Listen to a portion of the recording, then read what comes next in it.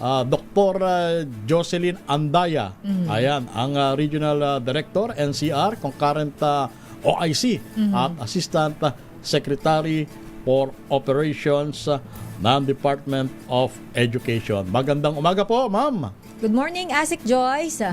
Good morning. Magandang umaga, Sir Romel and Ma'am El, at sa lahat ng mga nanonood at nakikinig sa DZRH. Unang tanong ko, ma'am, meron na po bang assessment ng Department of Education tungkol sa mga nasira nating eskwelahan at iba pang mga kaparehong istruktura dyan sa nangyaring lindol, malakas na lindol sa Mindanao? Opo, Sir Romel.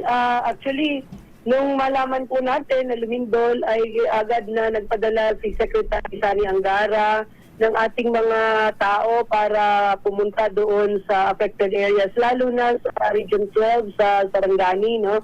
At General Santos. Pumunta ang ating mga structural engineers, kasama yung ating mga local engineers doon para tingnan ang structural integrity ng ating mga paaralan.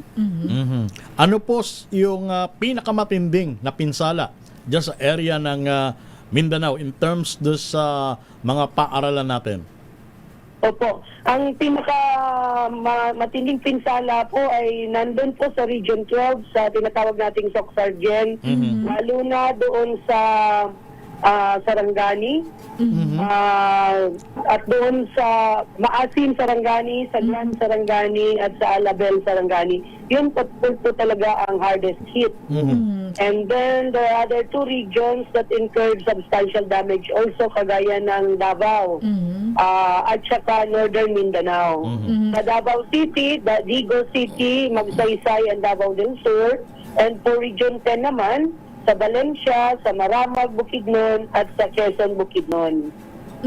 Ang ibang regions naman po natin na nagkaroon ng damage ay ang Region 13, Caraga, Agusan del Sur, at saka yung BARM natin, Maguindanao del Norte and del Sur, at saka yung ating Region 9 sa Zamboanga del Norte.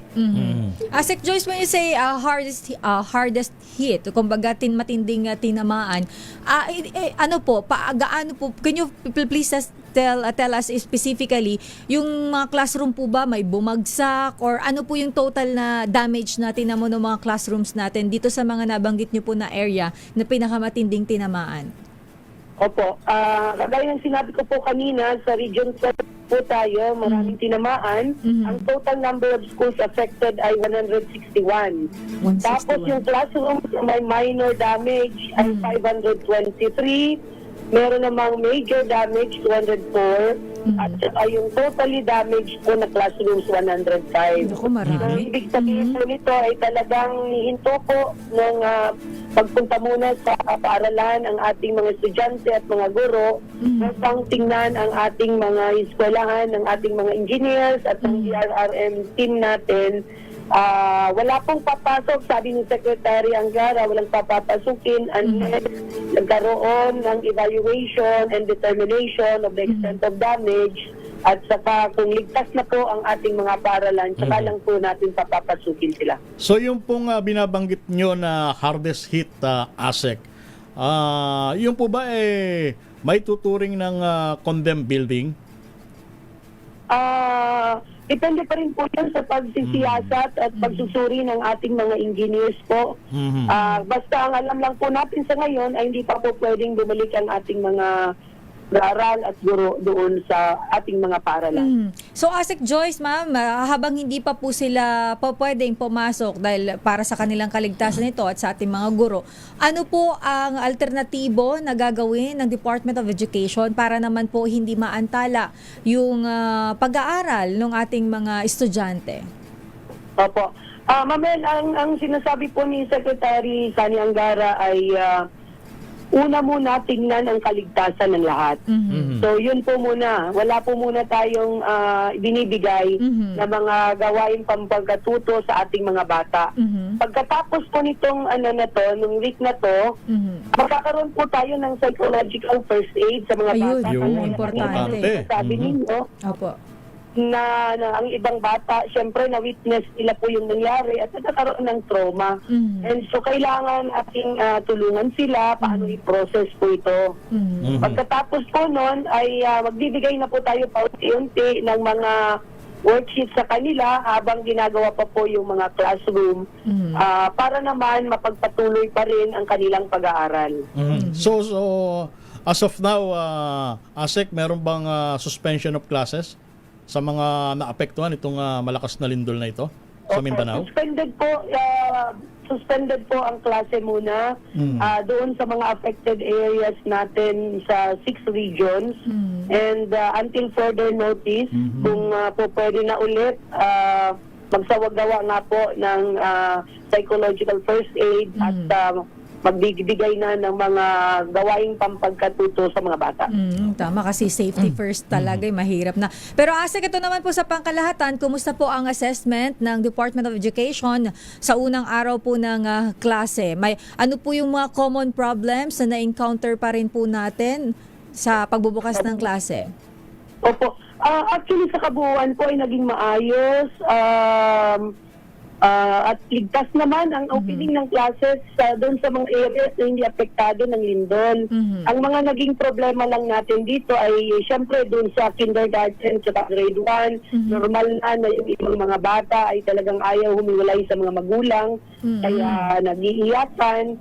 Hanggang ngayon nga po, ang ibang mga magulang ay nasa paaralan pa rin.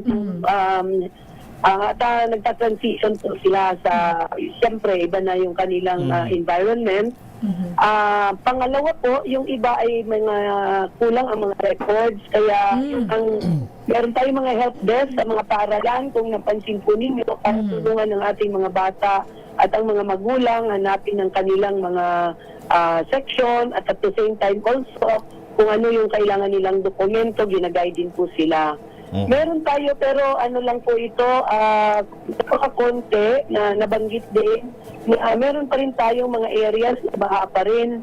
And so, ang ginagawa po natin dito ay nagkakaroon po sila ng tinatawag na blended learning muna. May mga araw na wala silang pasok para tingnan kung paano.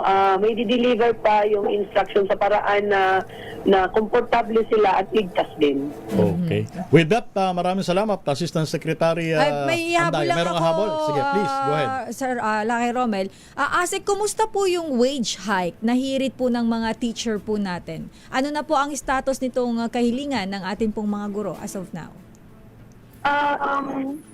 Pinag-aaralan po ng gobyerno kasi hindi lang naman po yan DepEd na tumitingin po dito sa wage hike nila.